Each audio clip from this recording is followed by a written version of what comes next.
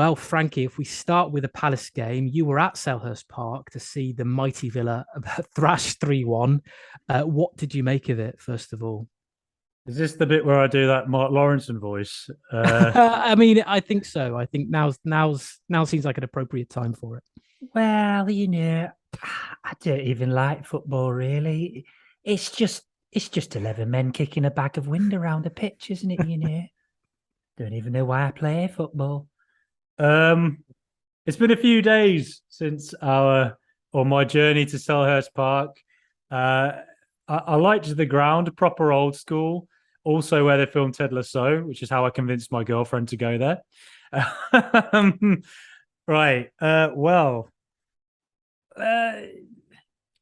the, I don't think I've seen like such a negative reaction on kind of Villa Twitter. Not that I should take Twitter as a barometer, really, but it Mm. does represent, I guess, something. Um, and you can really sense there are a lot of doubts about Steven Gerrard at the moment, and that's totally understandable considering our run of form is really poor. Now, like I thought the worst thing that would happen to me was that in the last week was be that I would go to a beach in the UK or England specifically that was full of sewage because that's actually happening in England right now for all our listeners not in the UK. Yeah. England specifically has beaches full of um, raw sewage. So, as Winston Churchill once said, we shall shite them on the beaches. Um, but that was not the worst thing. It was actually watching Villa's performance at Crystal Palace. Now, look, the first 5 minutes were actually incredibly fun, and we took the lead, and it really looked like Villa were potentially on course for a really positive display.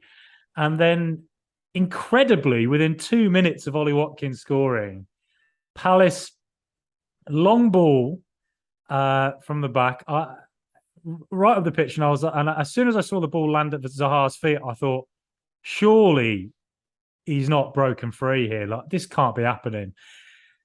Konsa was a bit away from him. Matty Cash was caught high up the pitch, and Zaha breaks through and scores. And from that moment, really, but for a couple of moments, Villa had where Bailey hit the bar. Buendia probably should have scored in the first half. Mm. Palace just outclassed Villa. Villa had no answer to Eberechi Eze, no answer to Wilfred Zaha. Eze particularly really impressed me. I think, like the thing I thought that I couldn't believe watching live was that, Villa playing it around at the back.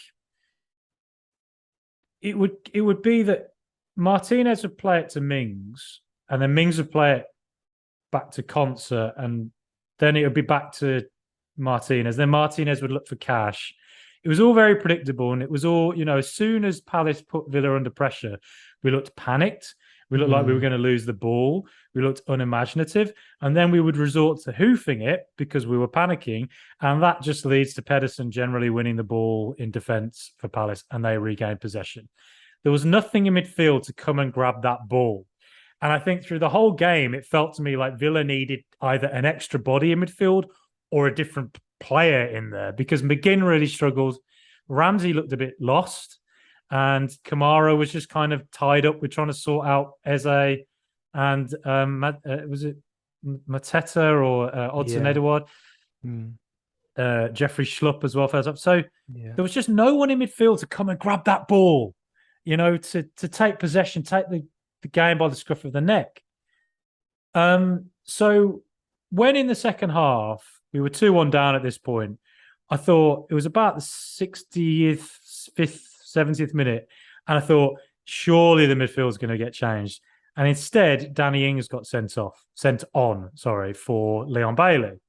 Now, yes, I think Bailey probably should have come off because I thought I've seen him be praised for his performance, and his assist was really clever for Watkins. And yes, he hit the crossbar, but ultimately, I actually thought he was quite wasteful. I wasn't that impressed. But he is our only out-and-out winger, and he has the ability to change games. But yeah, I thought it was the right time to bring him off. But Ings coming on and no midfielder coming on was very confusing to me. And it was a little bit hit and hope, I thought. It was a bit like, we'll go back to the formation we won against Everton with, the diamond formation, Buendia in behind the two strikers. But to me, I thought, I don't think this is going to work. And then Palace absolutely destroyed us for the next 5 minutes. And it all accumulated with that goal, the third goal that they scored, which was a really well-worked bit of play. And then eventually Luiz came on. Yes, Luiz, statistically, if you look at it, he had more key passes. He did better, but at the same time, it was 3-1, and I think Palace were just sitting back. Had Luiz come on earlier, either for McGinn or as another body in midfield, maybe things would have been different. We don't know. But at the moment, it really looks to me like Villa are playing with absolutely zero confidence. They don't have the confidence to play it around at the back. They don't have the confidence to get it forward and get it to a player who's just going to hold it up. The midfield just isn't there. There isn't anything there from what I could see in that 4-3-3. So, yes. Look, I don't want to be too negative about it all, but coming away from that game at Selhurst Park, I think any team would beat Villa. Watching that, just that performance, and there's a lot to think about for Gerrard and the coaches. So, look, we'll talk more about Gerrard and that in the next little bit. But what did you think, George? I've gone on long enough. I've ranted long enough. Well, this is always the thing. Whenever we leave it a couple of days, Frankie, that we both have time to sort of sit and stew and digest.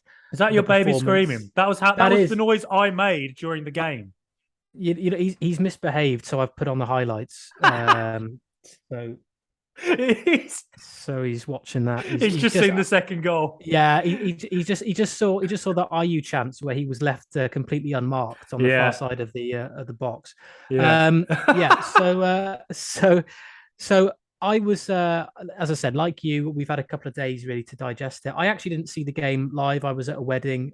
It did serve as a distraction, thankfully, but I obviously was across how things are developing. And it was difficult at the time. It's difficult now, a few days later, to think about what was kind of going on, to be honest. I mean, just from a basic perspective, Palace looked sharper, hungrier than us, and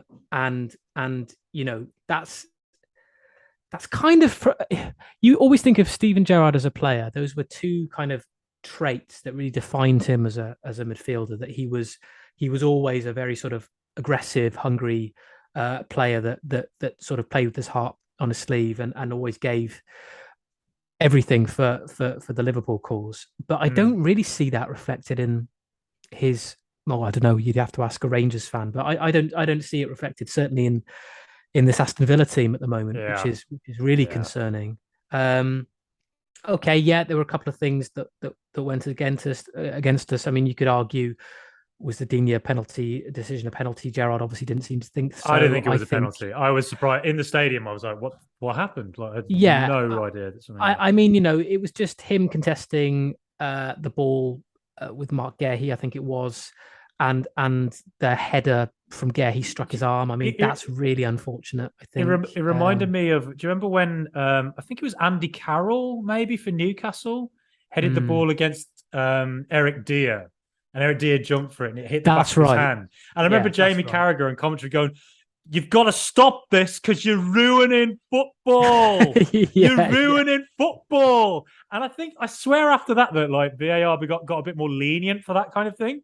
Yeah, and that was like a proper throwback to that. So I couldn't.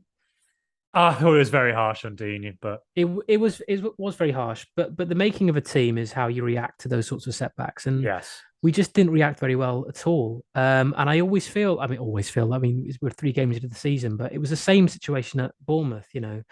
We concede very early on, and we just don't react. The difference in this game where we started off really strongly.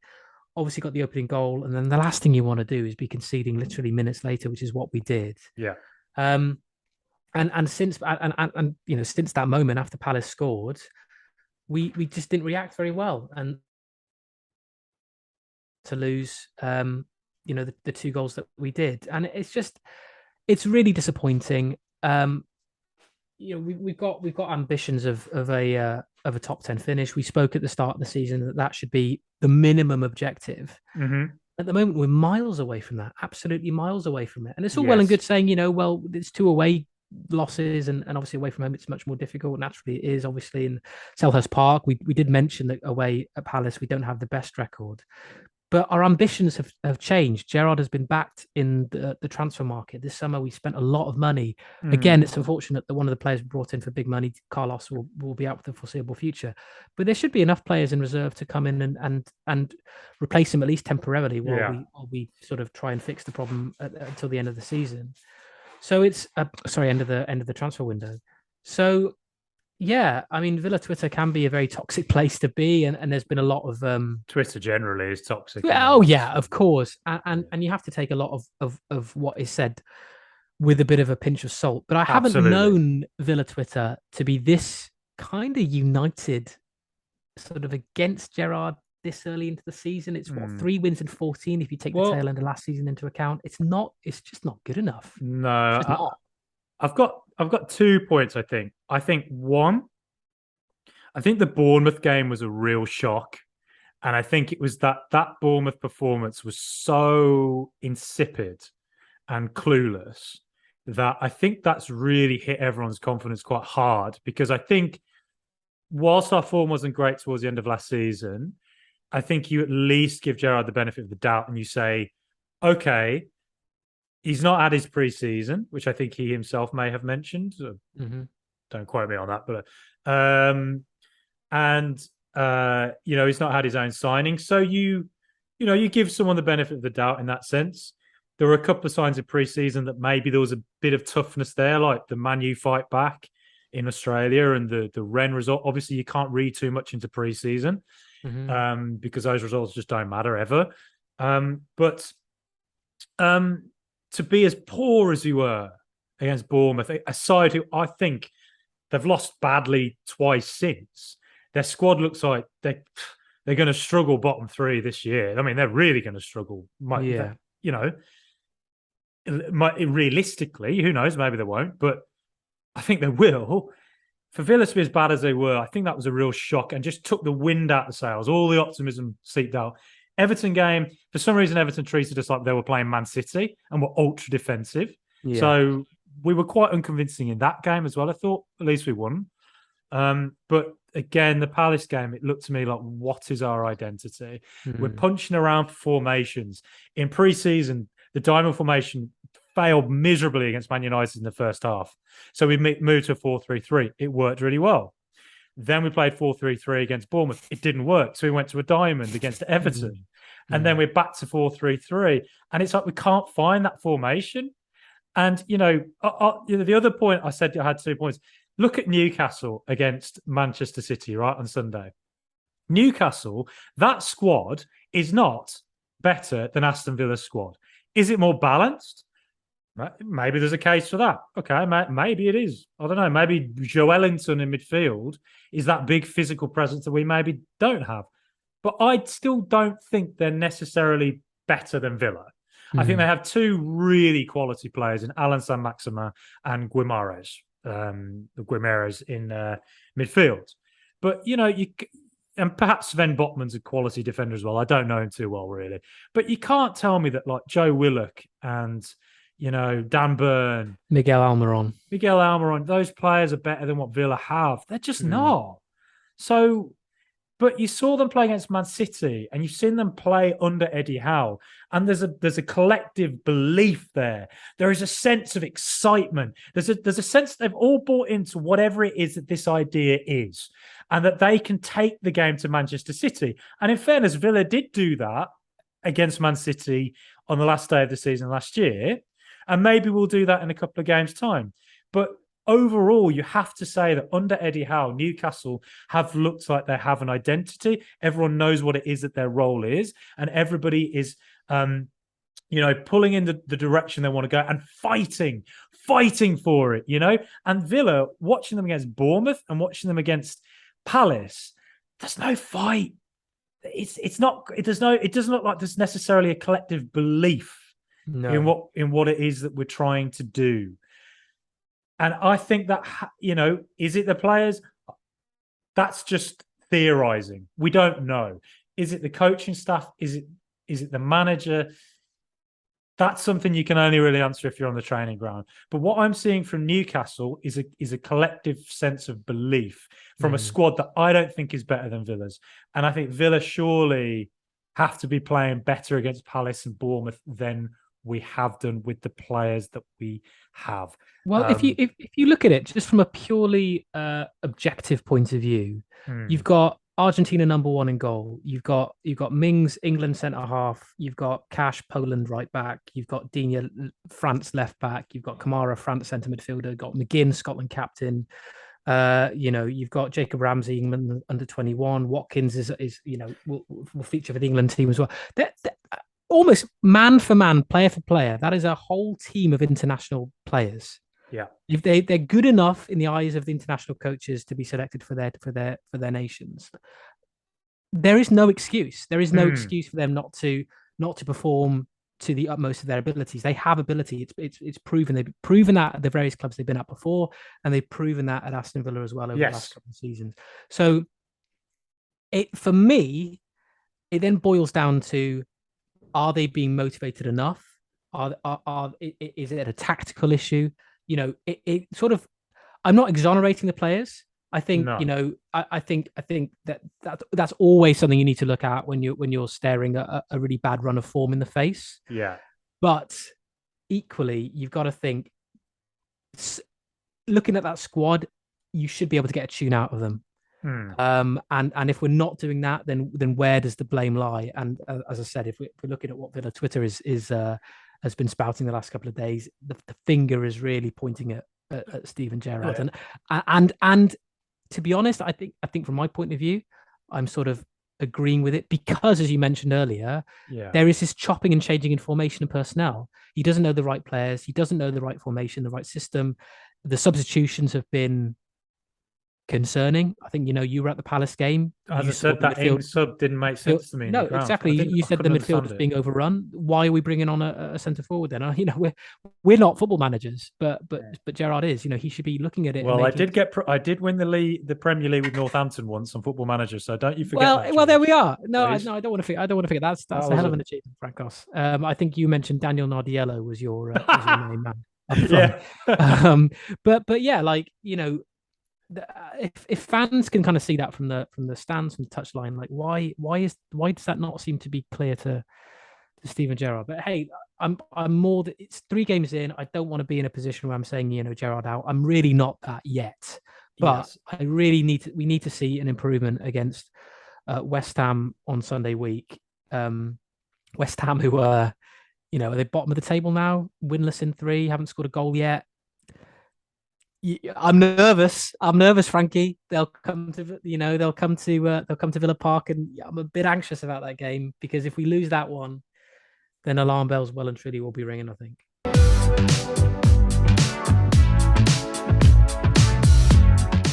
Okay, we'll move on to the spicy question in just a moment. But as it is the end of August, we're reaching fever pitch when it comes to transfers. We've had a couple of players leaving Aston Villa in the last few hours. Ismaila Sarr was a player who we both felt probably, Frankie, he was about to join. We'll start with him.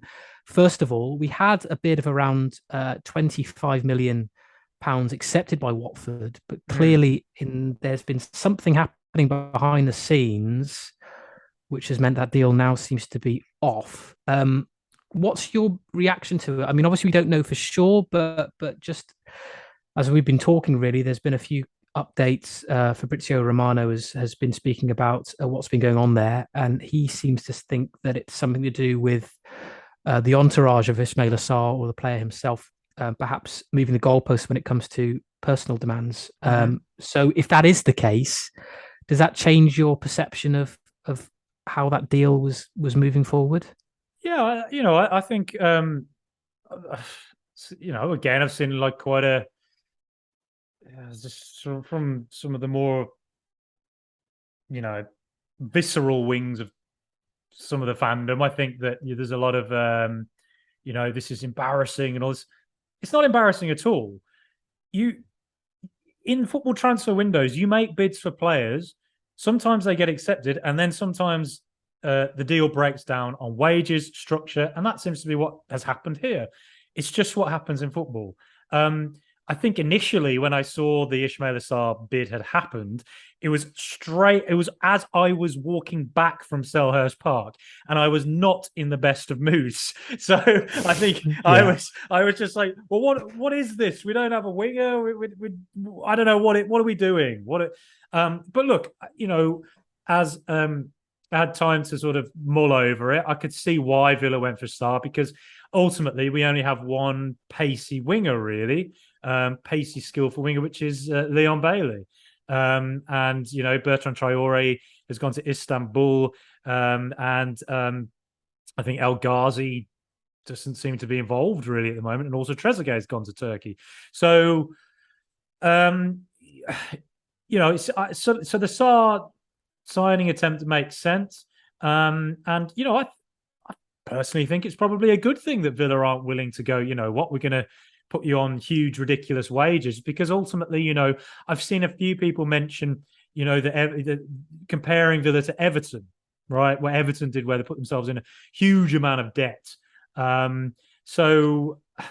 With big purchases and big bids for players. I'm glad to see that Villa aren't necessarily just allowing players to dictate, that they're at least saying, there is a limit to what we can pay players, and, we're not that desperate.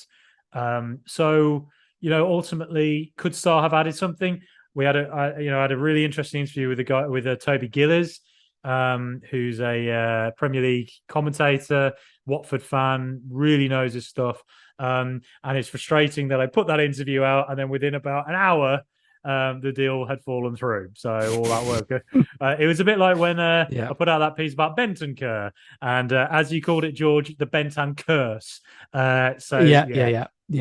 Didn't quite work out. But look, deals fall through. It is what it is. I don't think it's a sign that Villa are panicking or scrambling around. And I think actually maybe it's a positive sign that Villa aren't willing to just allow players to dictate. But I think it probably insinuates as well that there are still moves to be had in this transfer window. It's a bit of a transfer shift, isn't it? Because us as Villa fans, we were sitting there all smug, wrapping up all of our deals before August even got underway, and thinking, we can sit back and just enjoy it while there's a mad scramble by the other Premier League clubs around us to try and, improve their teams. Well, look at us now. Yeah. We've really changed tact, haven't we?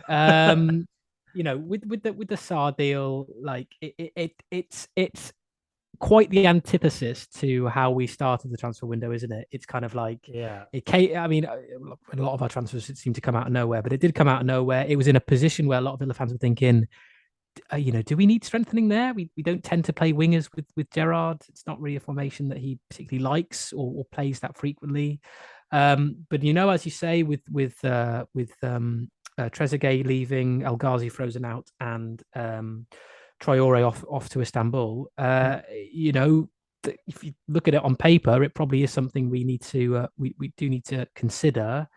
So I was kind of warming to it really, and then the sort of sledgehammer blow where it was announced just as quickly as terms had been agreed. Terms hadn't been agreed, and we're back to square one. It's a bit disconcerting really as a Villa fan to kind of see what looks to be a little bit of a transfer mess emerging out the club, because, as I say, we've been quite good when it comes to our transfer dealings under Langer and under Gerrard. But I think these things happen, and I think they are more likely to happen as you draw towards the end of deadline day, because the clock's ticking. Villa clearly are looking at the results over the last few weeks and thinking, I think we do need to make a few more changes and strengthen the squad a bit more. And so we're doing that. And so I do anticipate really quite a frantic last few days, which isn't ideal, but sometimes that's just the nature of having a transfer window. When you have that limit on when you can strengthen your squad. Also, the fact we didn't anticipate Diego Carlos would be injured for so long. coming into the club That's a real and getting his injury. blow. So exactly, literally his home debut, and he gets an injury like that. I mean, you can't legislate for that. So obviously that does have to be addressed. So I'm sure we'll bring in a centre back to cover for him. And obviously now Courtney Horse has gone to Watford. That makes that position even more pressing. So we'll see. I'm still hopeful we bring in another number 8. Mm-hmm. So we could see 3 or 4 more transfers come in before the end of August, which would be it's exciting, but is it ideal? I don't know. I just worry about, I don't know. Maybe I'm sort of still not recovered from the Randy Lerner O'Neill era when we spent a lot, big wages, and then the taps turned off and it was a long, slow decline. I don't think the current owners are Randy Lerner. You never know. Well, it's the parallels, isn't it, between Man City under the Randy Lerner O'Neill days and Newcastle under the the new ownership. It's kind of like we're spending all this money, we're trying to break into Europe, and all of a sudden this huge there's this huge takeover of another club, and they're on the rise, and it sort of freezes us out again. But I hope. I hope that's not the case. There's no indication yet that, as you put it, the taps are being turned off. But it is slightly concerning. A lot of that early season optimism, Frankie, I feel in both of us is ebbing away. Is that fair to say? Yes. It was to be honest, it was the Bournemouth game. That was the one that I just couldn't believe it. I couldn't believe it. How insipid it was. And you can lose away at home. You can lose away against a newly promoted side on the first day of the season. But to be as poor as we were really was a shock. And compare it to Watford last season, first day of the season, and it was so soon after Grealish. It was tumultuous time, so you can understand why that went as badly as it did. But Bournemouth, I don't think there was an excuse for that, and I think that's just left everybody with the wind out of their sails, I think, and it's going to take a really top performance to turn that around, really.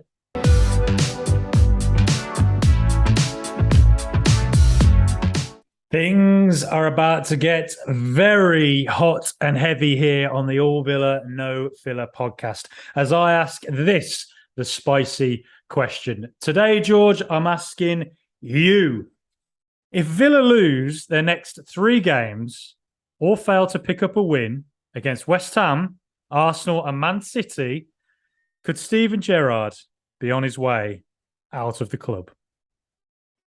Well, it's an interesting one, isn't it? Because I saw Ashley Preece, the Villa journalist, tweet earlier today that Gerrard has the full backing of the club's board, the dreaded vote of confidence, as it's often known. And I got one of them on Football Manager by Atletico Madrid.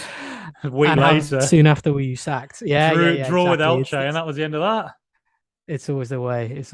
Well, this is the thing. It's if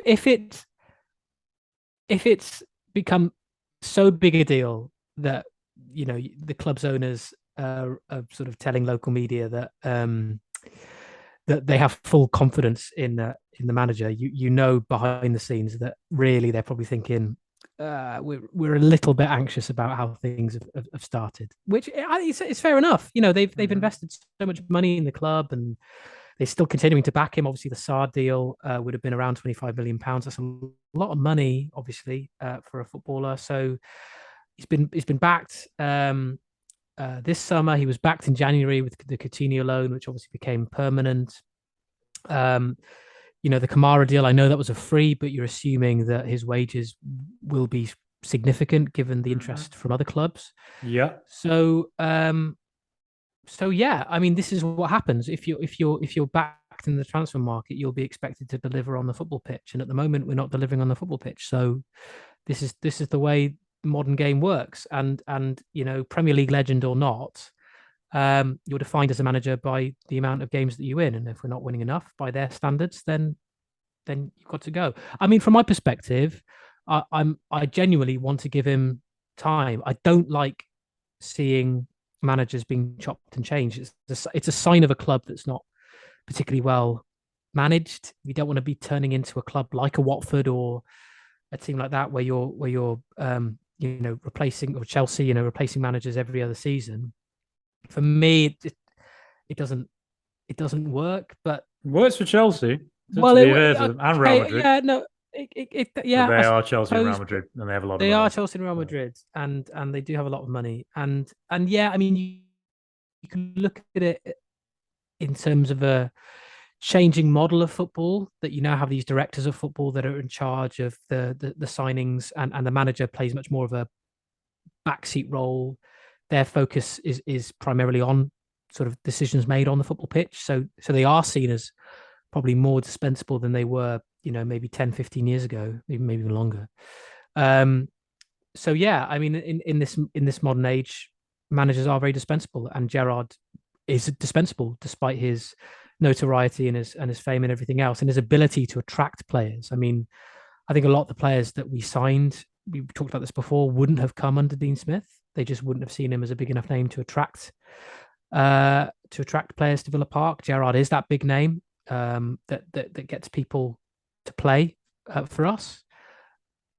But whether his tactical ability as a manager can he get the most out of the players that he's attracting to Birmingham? I don't know. As you say, the next 3 games are crucial. West Ham seems like a massive game of those 3. I mean, the other 2, what you said, Arsenal and Man City, 2 teams in, Arsenal in very, very good form, and Man City are Man City. So you're thinking he needs to win at least one of those ones, and if it is, then it has to be that West Ham game against Villa Park a week on Sunday. So yeah, big game, that one, big game. Yeah, it's a unique test for Gerrard, really. I'm not sure he's ever had to face this level of difficulty in his managerial career yet. He started off badly at Rangers. He did start off badly at Rangers, but different level of scrutiny. I'm not saying that Rangers aren't a massive club, and they certainly are up in Scotland. But there is a different level of scrutiny on the SPL than there is in the Premier League. It's different because Rangers are always going to be Rangers and Celtic are always going to be the top 2 teams, and in the Premier League with Aston Villa, it's a very different test, and this is a really difficult moment for him. And as you say, West Ham.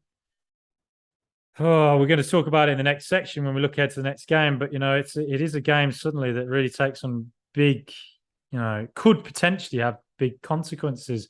Because Arsenal and City just look like 2 teams at the moment. Well, City always, but Arsenal particularly with their current form look like they're just Villa are not going to find it easy against them. But you never know. Like, this is the moment for him to prove what he is as a manager.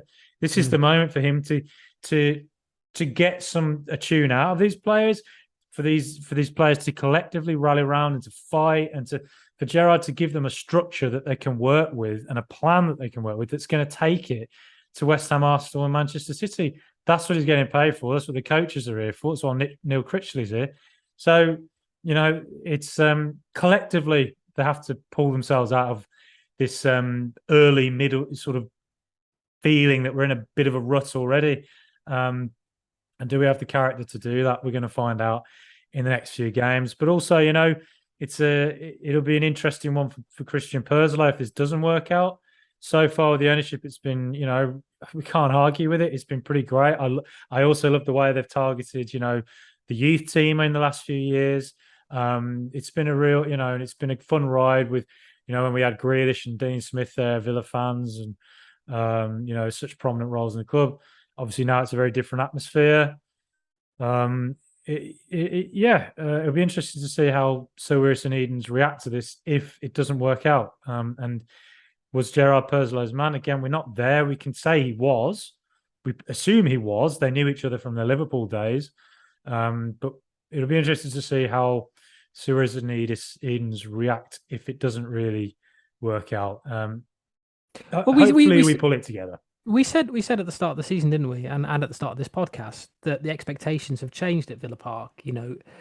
Last season he came in midway through the season, replaced Dean Smith, and his his job basically was to just obviously ensure that we were nowhere near the relegation zone, and to just to kind of like start to build something. And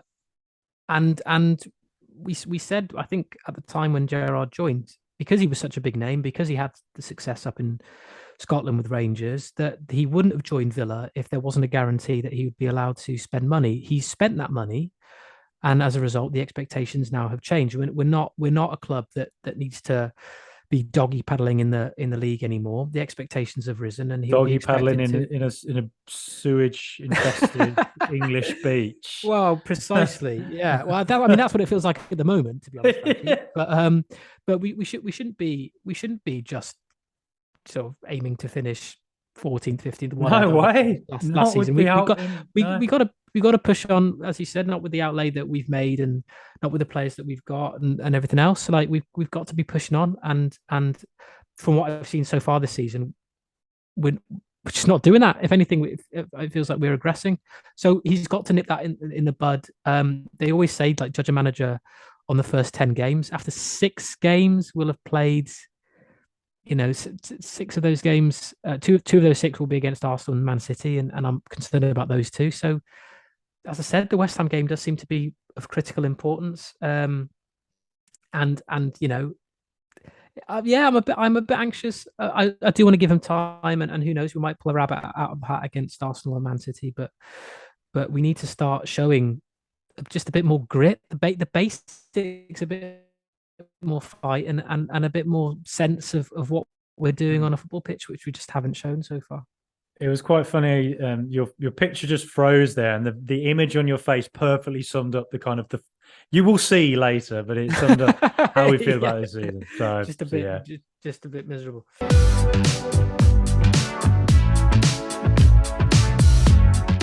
Okay, a rant over from both of us, I think. Let's look ahead to Villa's next league game. We obviously do have Bolton on Tuesday in the Carabao Cup, but it's West Ham at home.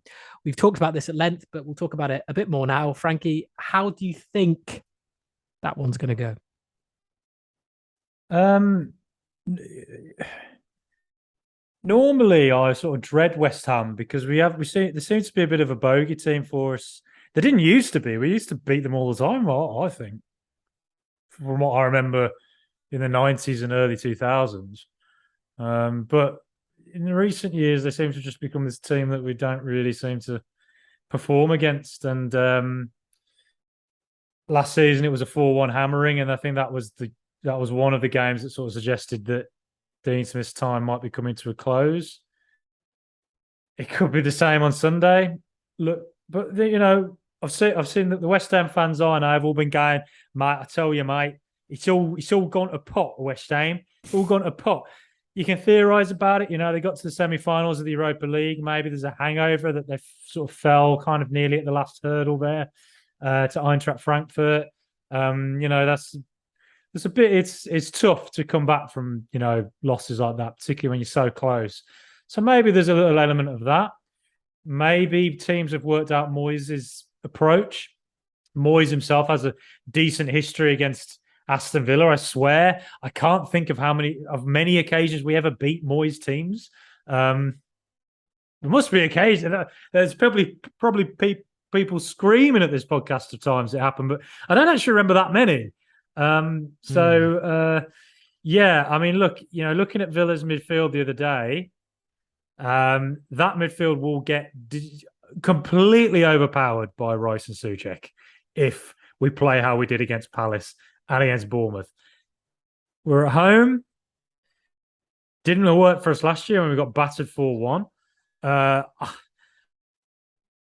saw them against Forest, West Ham. How on earth they didn't score like 4 goals in that game and ended up losing 1-0. I will never know. Nottingham Forest have said some prayers to some dodgy god out there who's answered them. I don't know.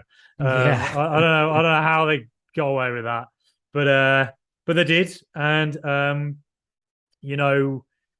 I think if West Ham get a similar level of chances against Villa, they'll take them this time. And so we've been overpowered by West Ham a few times now. We just can't let that happen this weekend. Will they try a 4-2-3-1? With maybe a double pivot of Louise and Kamara that I've seen a few people mention. Possibly. I gotta say, man, like, not confident. I'm not confident about this, even though West Ham have had a really bad start. But I'll say a draw. I'll say a 1-1 draw. And that Villa show a bit more fight, a bit more, and that maybe there's a little bit more about them in this game at home.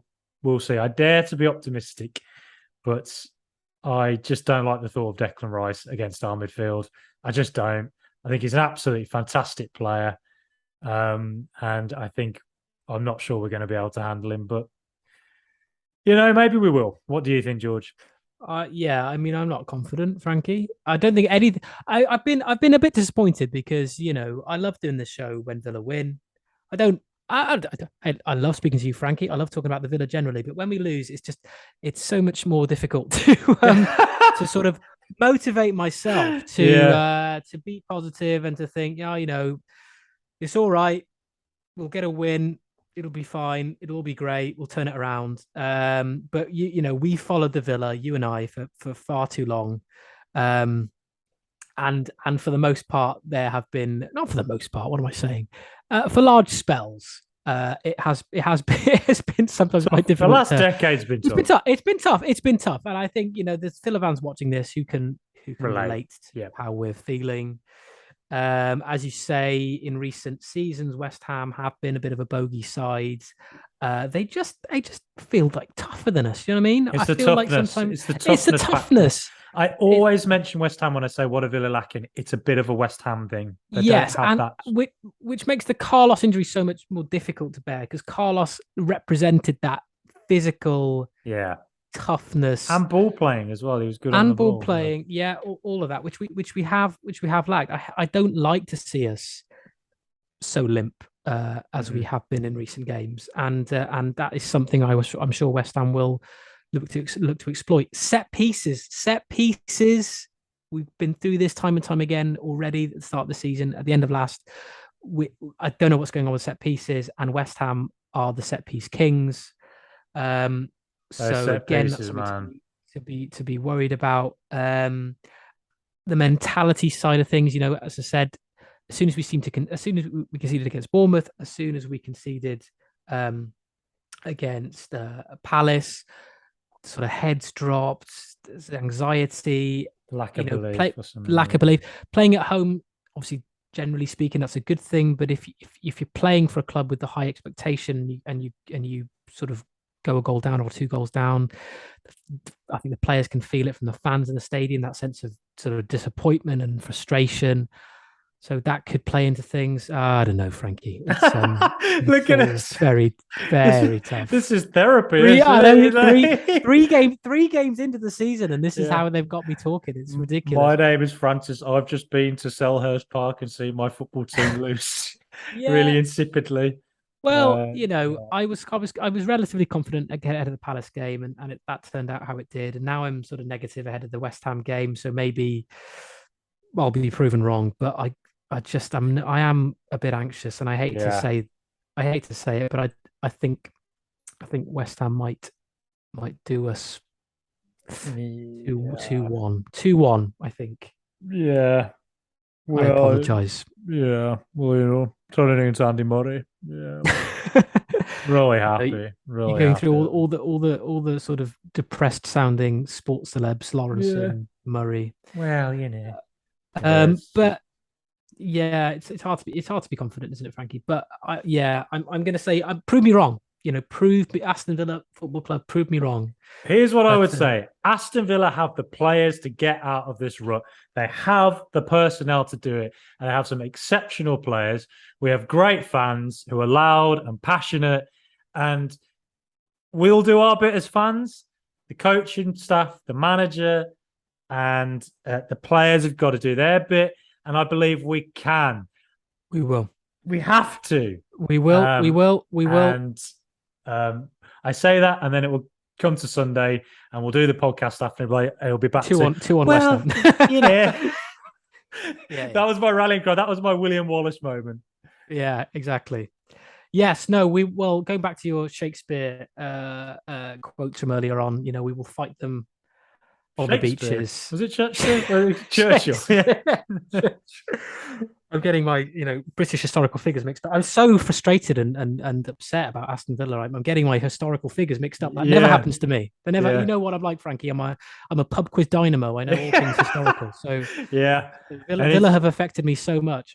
This is happening. Anytime we need to know about soap operas from the 1990s, Coronation Street and Emmerdale, you're the man. You got that. I am the man. It does. It feels like a Shakespearean tragedy. Is maybe what I was thinking of. Yeah. But yeah, we'll be fine. We'll meet again.